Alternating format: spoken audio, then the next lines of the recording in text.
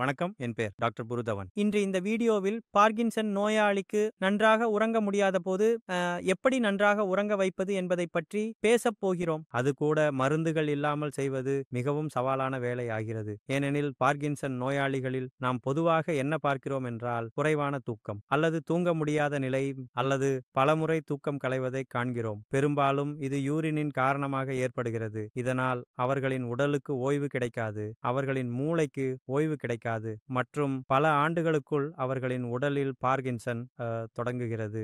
நோயாளி நீண்ட காலமாக தூங்கவில்லை என்றால் அவரது உடலில் நாம் தூக்கத்தை கொண்டு வருவது மருந்துகள் இல்லாமல் தீர்வை உங்களுக்கு தெரிவிக்கப் போகிறேன். எனவே அதை கவனமாக கேளுங்கள். நாம் தொடங்குவோம். முதலில் உங்கள் அனுபவத்திலிருந்து என்ன செய்தால் உங்களுக்கு ஒருபோதும் தூக்கம் வரவில்லை என்பதை சொல்லுங்கள். நீங்கள் ஒருபோதும் அதிகமாக உணவு உண்டீர்களா? அதற்கு பிறகு நல்ல தூக்கம் வருகிறது. அல்லது நீங்கள் ஒருபோதும் ஷாப்பிங் செய்யும்போது மிகவும் களைப்பாக இருந்தீர்களா? எதையாவது இழந்துவிட்டோம் என்று நினைத்து தூங்கி விடுகிறோம். அப்படியும் நடக்கிறது. எனவே நாம் களைப்பாக இருக்கும்போது உடற்பயிற்சி செய்து ஷாப்பிங் செய்து நாம் தூங்கி விடுகிறோம். அல்லது நாம் மிகவும் அதிகமாக உணவு உண்டால் கூட நாம் தூங்கி விடுகிறோம். பார்கின்சன் நோயாளிகள் தங்கள் உணவு பழக்கத்தை மேம்படுத்துவதற்காக உணவை நிறுத்தி விடுகிறார்கள். பழங்களை மட்டும் சாப்பிடுவார்கள். ஆனால் ரொட்டியை சாப்பிட மாட்டார்கள், அரிசியை சாப்பிட மாட்டார்கள். அங்கே அவர்கள் ஏதாவது சாப்பிடுகிறார்கள். இரவு உணவை நாங்கள் உறுதியாகச் செய்ய வேண்டும். நோயாளி எந்த விதத்திலும் சாப்பிட வேண்டும். மேலும் உணவு கொஞ்சம் கனமாக இருக்க வேண்டும். அதில் நார்ச்சத்து கொஞ்சம் அதிகமாக இருக்க வேண்டும். இது செரிமானத்திற்கு கொஞ்சம் கூடுதல் நேரம் எடுக்க வேண்டும். அதனால் நான் என்ன செய்கிறேன் என்றால், நான் என் வயிற்றை சொல்லுகிறேன், நீங்கள் இரவில் உலர்ந்த புரோட்டா சாப்பிடுங்கள். கேரட், முள்ளங்கி அல்லது கோபி புரோட்டா தயாரிக்கவும். அதை பொரிக்க வேண்டாம், அதை தயாரித்து சாப்பிடுங்கள். மிகவும் விரும்பினால் மேலே கொஞ்சம் தயிர் சேர்த்து கொள்ளுங்கள். இரவில் பலர் உணவு சாப்பிடுவது சரி. எனவே நீங்கள் முழுமையாக அரிசி, பருப்பு, அரிசி சாப்பிட்டிருந்தால் அல்லது உலர்ந்த பரோட்டா சாப்பிட்டிருந்தால் உங்கள் வயிறு நிரம்பிவிடும்.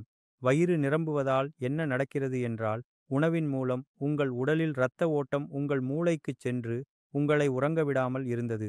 அது உங்கள் வயிற்று நோக்கி மாற்றம் செய்யப்படுகிறது. ஏனெனில் அங்கே உணவு இருக்கிறது. மேலும் உணவை செரிக்க நாங்கள் உள் அறிவியலை அதிகரிக்க வேண்டும். முதலில் உங்கள் இரத்தம் மூளைக்குச் செல்வது அதிகமாக இருந்தது. இப்போது அது குறைந்து உங்கள் உள் அறிவியல் நோக்கி மாற்றம் செய்யப்படும். இதனால் உங்களுக்கு கொஞ்சம் தூக்கமாக உணரத் தொடங்கும். சரி, முதல் விஷயம், வெப்பம் இல்லை, திரவ உணவு இல்லை. முழு உணவு எடுத்துக்கொள்ள வேண்டும். வயிறு முழுவதும் நிரம்ப வேண்டும். இரண்டாவது விஷயம், நீங்கள் என்ன செய்ய வேண்டும் என்பதை நினைவில் கொள்ளுங்கள். மாலை நேரத்தில் உங்களை சோர்வடைய செய்ய முயற்சிக்க வேண்டும். இப்போது நாம் உடற்பயிற்சி செய்யலாம். சரியாக எந்த வகையான உடற்பயிற்சிகளை நாம் செய்ய முடியும்? எனக்கு விருப்பமானது என்னவென்றால், நான் எந்த ஒரு வகையான விளையாட்டு செயல்பாட்டையும் விரும்புகிறேன். ஏதாவது ஒரு விளையாட்டு கிளப்பில் சென்று நீச்சல், டேபிள் டென்னிஸ் போன்றவற்றை விளையாடலாம். ஆனால் அது 4 பேருடன் இருக்கும். நாம் 4 பேருடன் இருக்கும்போது மகிழ்ச்சியும் துக்கமும் அதிகரிக்கின்றன. 4 பேச்சுகளும் நடக்கின்றன. சுற்றி வருவதும் நடக்கிறது. எங்கள் நோயாளி சமூகமயமாகவும் ஆகிறார். நன்றாக இருக்கும். நீங்கள் அதை செய்ய முடியாவிட்டால் உங்கள் துணையுடன் மாலை நடைபயிற்சிக்கு செல்ல முயற்சி செய்யுங்கள். குறைந்தது 5000 6000 படிகள் இரவில் எடுத்து பார்க்கவும். இதனால் என்ன நடக்கும் என்றால், நீங்கள் வீட்டில் இருக்கும்போது உங்கள் கால்கள் அசைவாக இருக்கும். மேலும் இதுவே நாம் அடைய விரும்புகிறோம். சரி, நீங்கள் இரவில் உணவு சாப்பிடத் தொடங்கினால் மற்றும் உங்கள் மாலை நேரத்தில் எந்தவொரு வகையான உடற்பயிற்சியையும் செய்யத் தொடங்கினால் உங்கள் தூக்கம் ஆழமாகவும் வருவதற்கான வாய்ப்பும் அதிகமாகவும் இருக்கும்.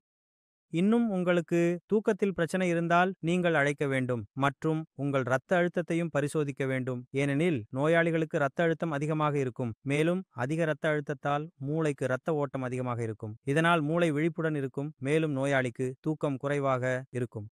இதையெல்லாம் செய்த பிறகும் உங்கள் தூக்கம் குறைவாகவே இருந்தால் அல்லது நீங்கள் நன்றாக தூங்க முடியவில்லை என்றால் நீங்கள் மீண்டும் அழைக்க வேண்டும். ஏனெனில் இப்போது உங்கள் பிரச்சனை மருந்துகள் இல்லாமல் தீர்க்க முடியாது. அத்துணி நான் நம்புகிறேன் இதுவரை நீங்கள் புரிந்து கொண்டீர்கள் தூக்கம் ஏன் பார்க்கின்சன் நோயாளிகளுக்கு அவசியம் மற்றும் எப்படி தூக்கத்தை பெற முடியும் என்பதையும். இன்னும் மனதில் ஏதேனும் இருந்தால் தயவு செய்து அழைக்கவும். ஆனால் செல்லும் முன் நான் உங்களை சில நோயாளிகளை சந்திக்கச் செய்ய விரும்புகிறேன். அவர்களுக்கு